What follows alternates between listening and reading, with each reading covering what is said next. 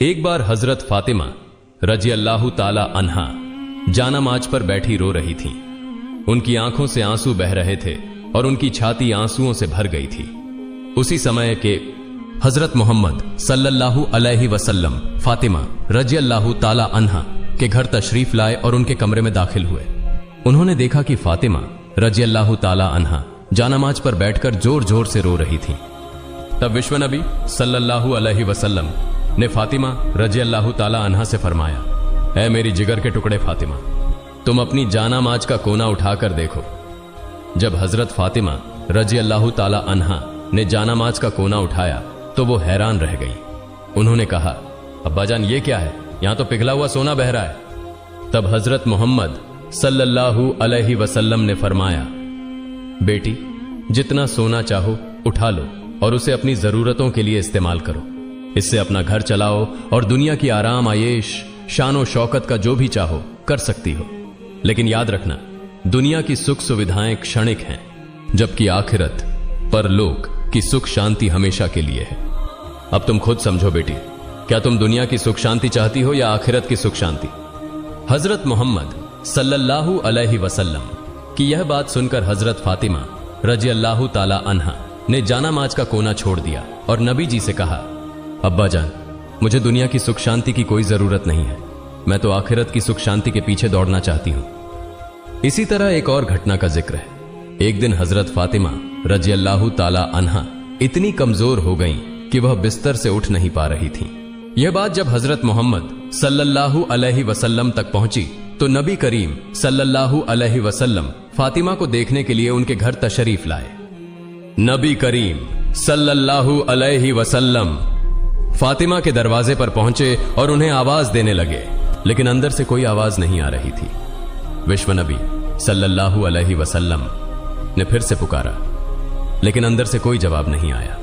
तीसरी बार जब नबी करीम सल्लल्लाहु अलैहि वसल्लम ने फातिमा रजी अल्लाह ताला अन्हा को पुकारा, तब अंदर से हजरत फातिमा रजी अल्लाह ताला अन्हा ने जवाब दिया, अब्बा मैं दरवाजा कैसे खोलूं? मेरे पास सिर्फ एक छोटी सी चादर है। अगर मैं इसे पैरों की तरफ खींचती हूं तो सिर का हिस्सा खुला रह जाता है, और अगर सिर की तरफ खींचती हूं तो पैर खुल जाते हैं। तब विश्व नबी सल्लल्लाहु अलैहि वसल्लम ने दरवाजे के बाहर से अपना रूमाल निकाला और दरवाजे की दरार से अंदर भेजा। उन्होंने फातिमा से कहा, बेटी मेरा रूमाल सिर पर रख लो और दरवाजा खोलो। फातिमा रजी अल्लाह ताला अन्हा ने रूमाल सिर पर रखकर दरवाजा खोला। जब नबी करीम सल्लल्लाहु अलैहि वसल्लम अंदर गए तो देखा कि हजरत फातिमा का चेहरा मुरझाया हुआ था। नबी जी ने फातिमा से पूछा, बेटी तुम्हें क्या बीमारी हो गई है? हजरत फातिमा रजी अल्लाह ताला अन्हा ने जवाब दिया, अब्बा कई दिनों से भूखी हूं, भूख और सिरदर्द की वजह से मैं बहुत कमजोर हो गई हूं। यह सुनकर नबी करीम सल्लल्लाहु अलैहि वसल्लम ने कहा, बेटी मैं भी 3 दिनों से उपवास कर रहा हूं, हालांकि मैं अल्लाह के नजदीक तुमसे भी ज्यादा प्रिय हूं। अगर मैं चाहता तो अल्लाह मुझे दुनिया का सबसे बेहतरीन खाना खिलाता, लेकिन मैंने दुनिया की जगह आखिरत को प्राथमिकता दी है। तब नबी करीम सल्लल्लाहु अलैहि वसल्लम ने हजरत फातिमा रजी अल्लाह ताला अन्हा से कहा, हे मेरी बेटी फातिमा सब्र रखो, तुम्हारे लिए खुशखबरी है, अल्लाह की कसम जन्नत में तुम औरतों की सरदार होगी, जन्नत की चाबी तुम्हारे हाथों में होगी। यह सुनकर हजरत फातिमा रजी अल्लाह ताला अन्हा आश्चर्यचकित हो गईं और नबी जी से पूछा, अब्बा जान फिर बीबी मरियम और बीबी आसिया का क्या होगा? नबी करीम सल्लल्लाहु अलैहि वसल्लम ने जवाब दिया, बीबी मरियम अपने समय की औरतों की सरदार थीं और बीबी आसिया भी अपने समय की औरतों की सरदार थीं, लेकिन तुम फातिमा कयामत तक जितनी औरतें आएंगी उन सब की सरदार होगी। एक बार हजरत फातिमा रजी अल्लाह ताला अन्हा अपनी यहूदी दोस्त के साथ एक बाग में खड़ी थीं और बातचीत कर रही थीं। उस यहूदी लड़की के पास कुछ लोग आए और उससे कहा, तुम्हारे पिता ने तुम्हें घर बुलाया है। तब वह लड़की उन लोगों के साथ अपने घर चली गई। घर पहुंचने पर उसके पिता ने उससे कहा, बेटी मैंने तुम्हारे लिए एक लड़का चुना है, वह यहूदी समुदाय के एक अमीर उद्योगपति का बेटा है, क्या तुम इस शादी के लिए तैयार हो? लड़की ने जवाब दिया, अब्बा मैं इसका उत्तर कल दूंगी, मुझे आज रात का समय दें ताकि मैं सोच सकूं। उसके पिता ने उसे सोचने का समय दिया। लड़की ने समय लेकर बिना इधर उधर देखे दौड़कर हजरत फातिमा रजी अल्लाह ताला अन्हा के पास चली गई। लड़की ने हजरत फातिमा रजी अल्लाह ताला अन्हा के पास पहुंचकर कहा, बहन हमारी 12 साल की दोस्ती है, इस लंबे समय में तुमने मुझे कभी गलत सलाह नहीं दी। मुझे उम्मीद है कि आज भी तुम मुझे कोई गलत सलाह नहीं दोगी। मेरे पिता ने मेरे लिए एक लड़का चुना है जो यहूदी समुदाय के एक बड़े उद्योगपति का बेटा है। मेरे पिता चाहते हैं कि मेरी शादी उस लड़के से हो। अब तुम बताओ मुझे क्या करना चाहिए। यह सुनकर हजरत फातिमा रजी अल्लाह ताला अन्हा ने उस लड़की से कहा, हे बहन, चूंकि तुम्हारे पिता ने उस लड़के के साथ तुम्हारी शादी तय की है और वह चाहते हैं कि तुम्हारी शादी उस लड़के से हो, इसलिए तुम्हें शादी के लिए राजी हो जाना चाहिए। तब उस लड़की ने हजरत फातिमा रजी अल्लाह ताला अन्हा से कहा, हे बहन, मैं शादी के लिए राजी हो सकती हूं, लेकिन एक शर्त है। शर्त यह है कि अगर तुम मेरी शादी में शामिल होती हो तभी मैं यह शादी करूंगी। तुम तो जानती हो कि मैं तुम्हें कितना प्यार करती हूं। यह सुनकर हजरत फातिमा रजी अल्लाह ताला अन्हा ने उस लड़की से कहा, तुम यहूदी हो और हम मुसलमान, और तुम जानती हो कि यहूदी मुसलमानों को बिल्कुल भी सहन नहीं कर सकते। अगर मैं तुम्हारी शादी में जाऊंगी तो मेरे पिता हजरत मोहम्मद सल्लल्लाहु अलैहि वसल्लम को मुस्लिम समुदाय के सामने सवालों का सामना करना पड़ेगा और लोग उनके बारे में मजाक बनाएंगे।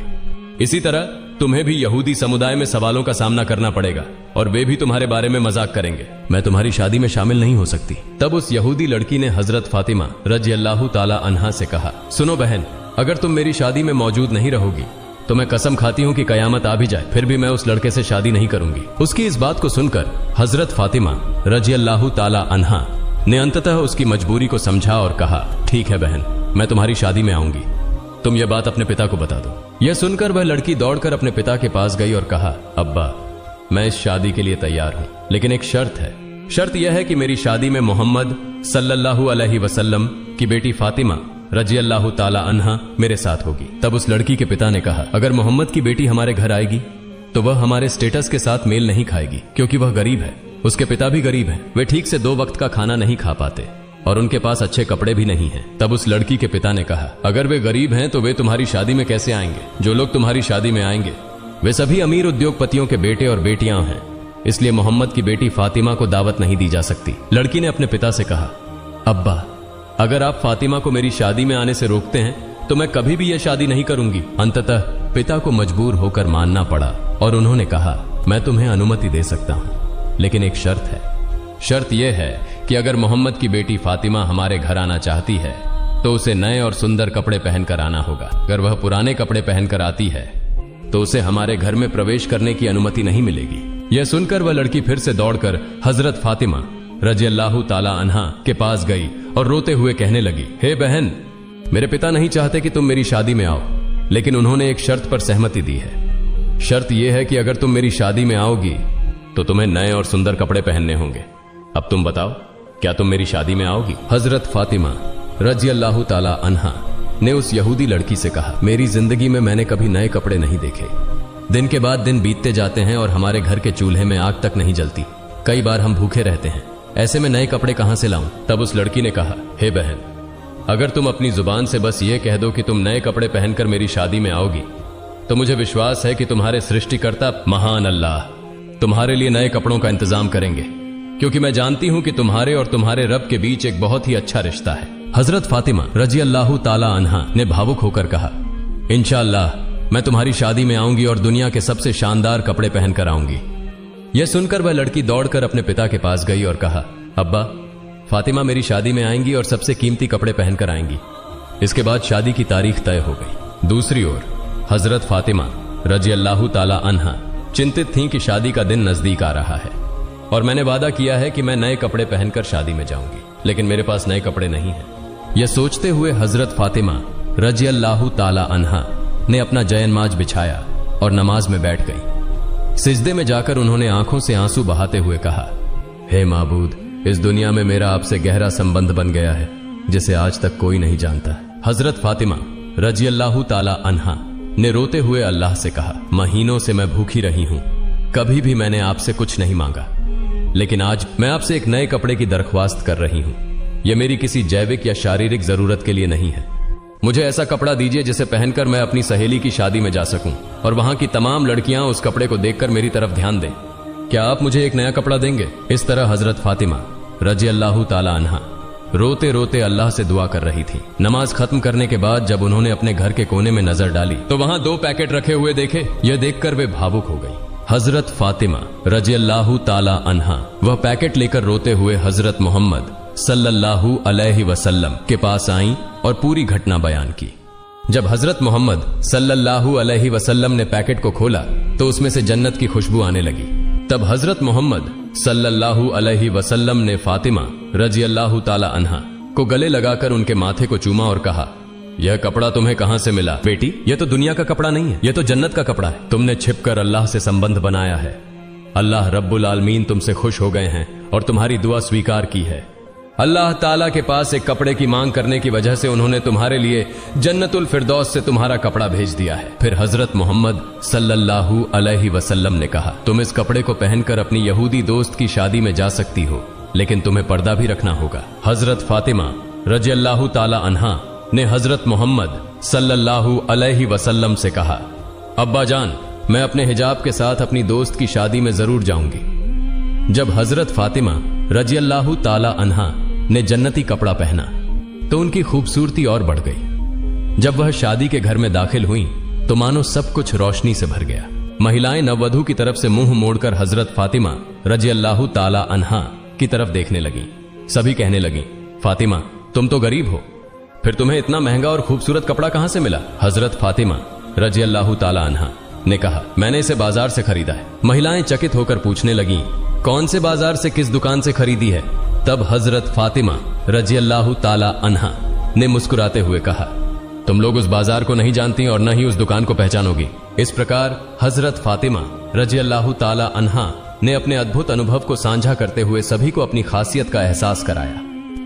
हजरत फातिमा रजी अल्लाह ताला अन्हा ने कहा, यह एक ऐसा बाजार है जिसे जाने के लिए एक खास रास्ता है। तुम उस रास्ते का नाम नहीं जानती हो और न ही तुम उस बाजार का पता पहचान सकोगी। महिलाएं बोली, हमें सिर्फ एक बार उस बाजार का पता बता दो, हम जरूर वहां पहुंच जाएंगी। हजरत फातिमा रजी अल्लाह ताला अन्हा ने फिर कहा, मैंने जो कपड़ा खरीदा है वह उस विशेष दुकान से है जिसे जाने के लिए एक खास रास्ता अपनाना पड़ता है, लेकिन वह रास्ता है सिरात अल मुस्तकीम। यह वही रास्ता है जो सही मार्ग का संकेत देता है और जिस पर चलकर इंसान अपने ईमान को मजबूत कर सकता है। महिलाएं आश्चर्यचकित थीं और सोचने लगीं कि इस खास रास्ते की पहचान कैसे की जाए। हजरत फातिमा रजी अल्लाह ताला अन्हा ने कहा, इस रास्ते के लिए मेरे पिता हजरत मोहम्मद सल्लल्लाहु अलैहि वसल्लम हमेशा इस्लाम के प्रचार में लगे रहते हैं। यह वही रास्ता है जिसके लिए मेरे पिता ताइफ की जमीन पर 3 बार जख्मी हुए थे। इसका नाम है सिरात अल मुस्तकीम। अगर तुम इस रास्ते पर चलोगी तो तुम सही मायने में उस बाजार तक पहुंच सकोगी। जाते जाते एक बाजार पाओगी, उस बाजार का नाम है जन्नत, और उस बाजार में एक दुकान है, उस दुकान का नाम है जन्नातुल फिरदौस।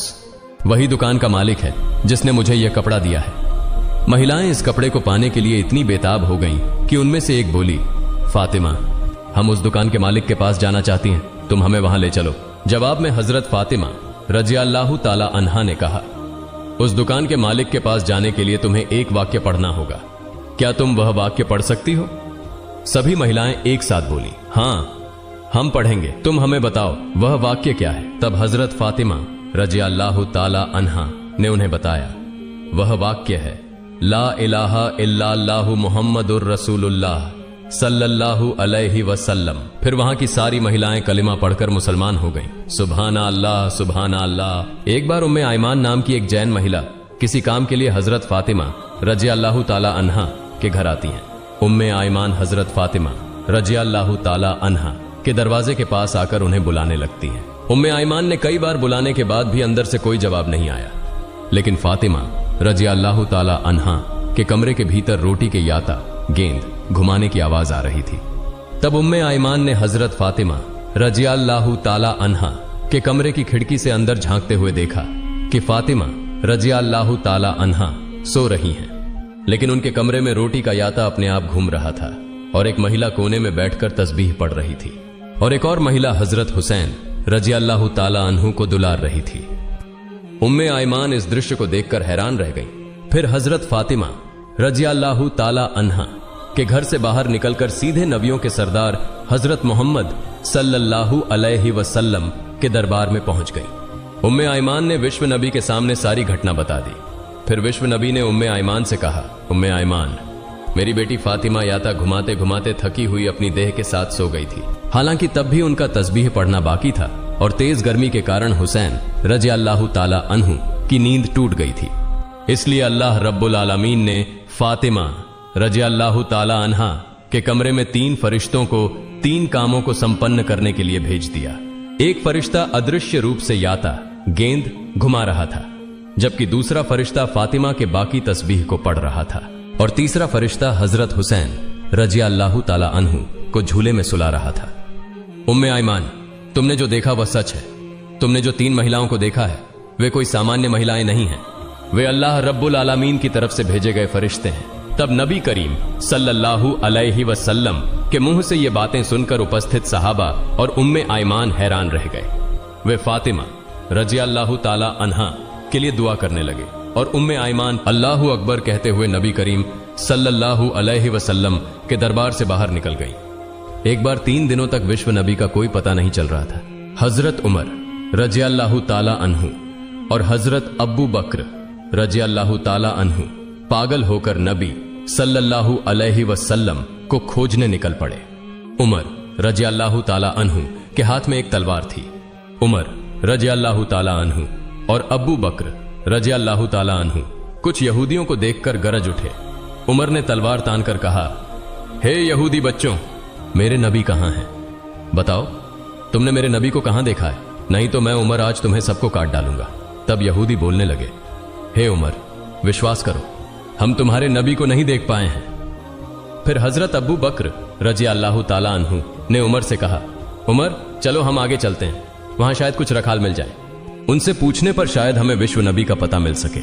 मन इसके बाद हजरत अब्बू बकर रजी अल्लाह ताला अन्हु और उमर रजी अल्लाह ताला अन्हु आगे की तरफ चलने लगे। कुछ दूर चलने के बाद वे एक पहाड़ के पास कुछ रखालों को देख पाए। अब्बू बकर रजी अल्लाह ताला अन्हु ने रखालों से पूछा, हे रखालों, क्या तुमने इस तरफ से हमारे धर्म के नबी को जाते हुए देखा है?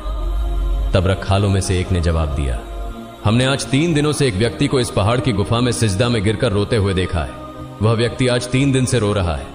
उसकी रोने की आवाज सुनकर हमारे पशु पक्षी 3 दिनों से न तो घास खा रहे हैं और न ही पानी पी रहे हैं। पशुओं के दूध पीने वाले बच्चे उनकी अडर्स में मुंह नहीं लगा रहे हैं। भाई, तुम अपने आदमी को ले जाओ, नहीं तो हमारे पशु भूख प्यास से मर जाएंगे।